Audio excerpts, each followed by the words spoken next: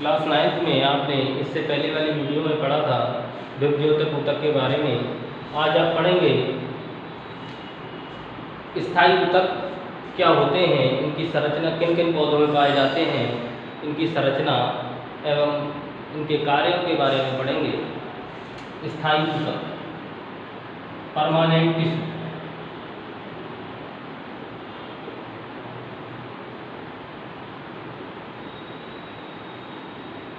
स्थायी ऊतक दो प्रकार के होते हैं। नंबर 1 सरल ऊतक,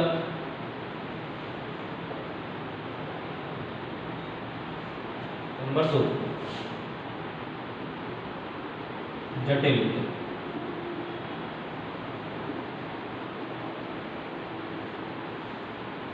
और सरल ऊतक भी 3 भागों में विभाजित होता है। नंबर 1 मृदु ऊतक,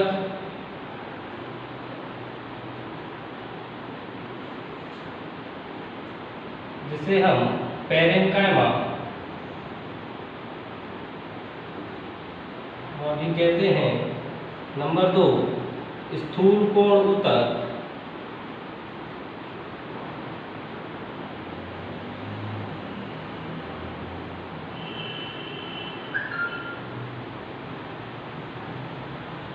जिसे कोलेनकाइमा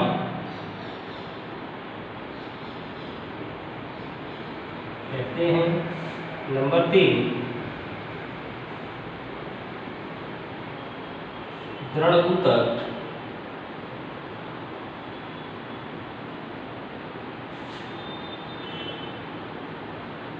जिसे स्क्लेरेन्काइमा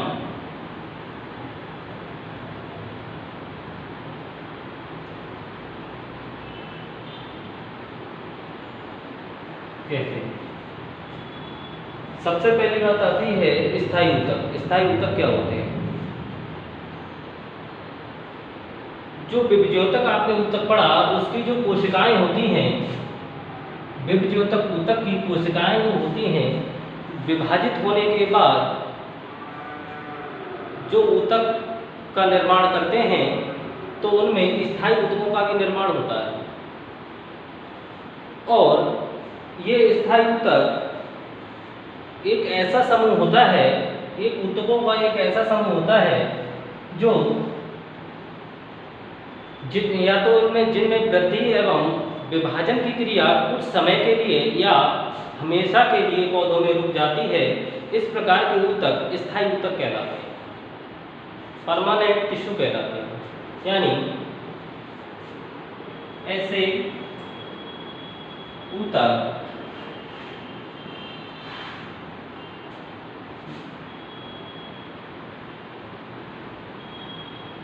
जिनका निर्माण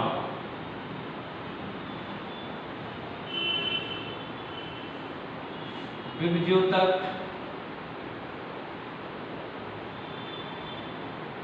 ऊतकों की वृद्धि एवं विभाजन से होता है और इनमें वृद्धि एवं विभाजन कुछ समय या स्थायी रूप से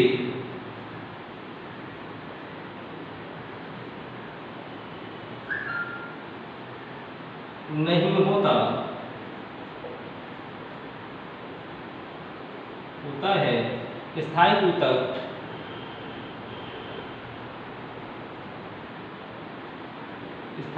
ऊतक कहलाते हैं। और ये प्रायः सभी पौधों में पाए जाते हैं। सभी पौधों के जड़, तना, पत्ती,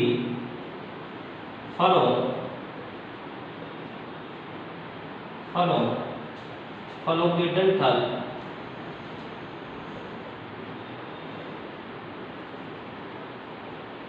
डंठल आदि में पाए जाते हैं। स्थायी ऊतक ऐसे ऊतक जिनका निर्माण विभज्योतक ऊतकों के वृद्धि एवं विभाजन से होता है और इनमें वृद्धि एवं विभाजन या तो कुछ समय के लिए या हमेशा के लिए नहीं होता, स्थायी ऊतक कहलाते हैं। और इस प्रकार के ऊतक सभी पौधों के जड़, तना, पत्ती एवं फलों एवं उनके डंठलों आदि में पाए जाते हैं। अब ये जो ऊतक है, स्थायी ऊतक, दो भागों में बटा। सबसे पहला सरल ऊतक और दूसरा जटिल ऊतक। अब हम सबसे पहले सरल ऊतक के बारे में पढ़ेंगे। सरल ऊतक भी तीन भागों में विभाजित हुआ, मृदु ऊतक, स्थूल कोण ऊतक और दृढ़ ऊतक। अब हम सबसे पहले मृदु ऊतक के बारे में बात करेंगे। जैसा कि इसके नाम से ही पता चल रहा है, मृदु माने सॉफ्ट, मुलायम। तो इस ऊतक की जो सेल वॉल होती है, जैसे मान लीजिए ये कोई ऊतक, ये कोई कोशिका है। हमने आपको कोशिका में बताया था कि पादपों में कोशिका भित्ति, सबसे बाहरी भाग जो होता है वो कोशिका भित्ति होती है। तो इसकी जो कोशिका भित्ति होती है वो सामान्य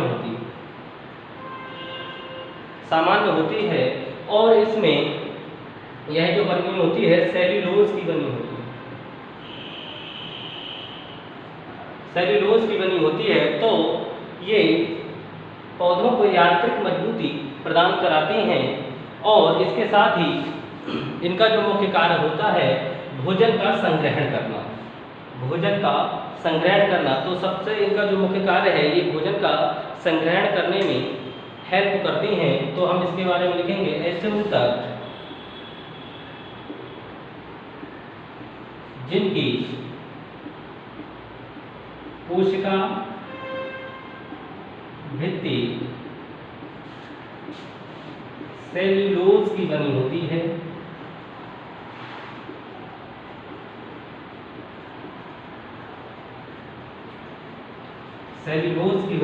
है, और जो मुख्य रूप से भोजन संग्रहण का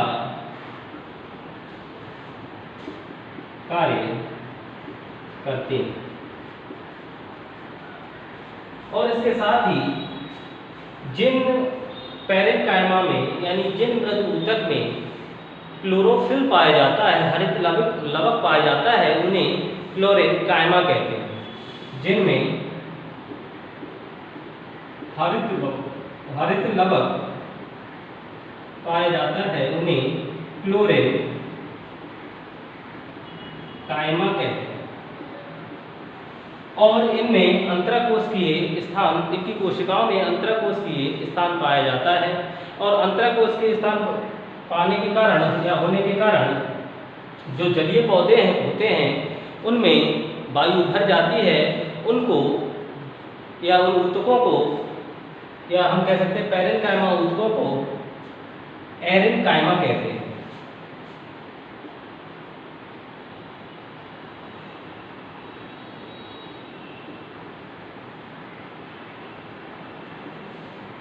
एरेन्काइमा कहते हैं, यानी जलीय पौधों के जो ऊतक होते हैं उनमें जो पैरेन्काइमा होता है उसे एरेन्काइमा कहते हैं।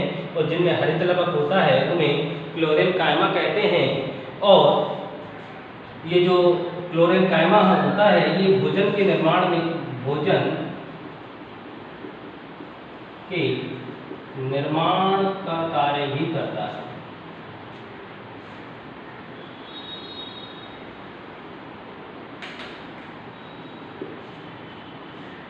तो ये मृदु ऊतक ये आपका कंप्लीट हुआ। इसके बाद टॉपिक है स्थूल कोण ऊतक। स्थूल कोण ऊतक, इसे मैं रफ कर देता हूं।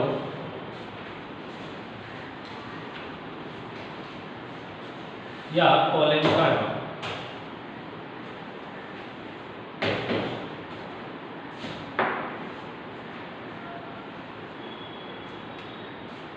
ये जो कोलेनकाइमा होता है इसकी जो कोशिका भित्ति होती है इसके कंपैरिजन में मोटी होती है।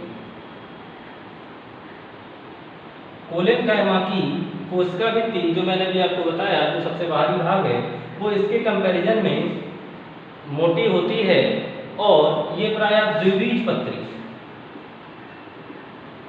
ये ऊतक प्रायः द्विबीजपत्री पौधों में पाए जाते हैं।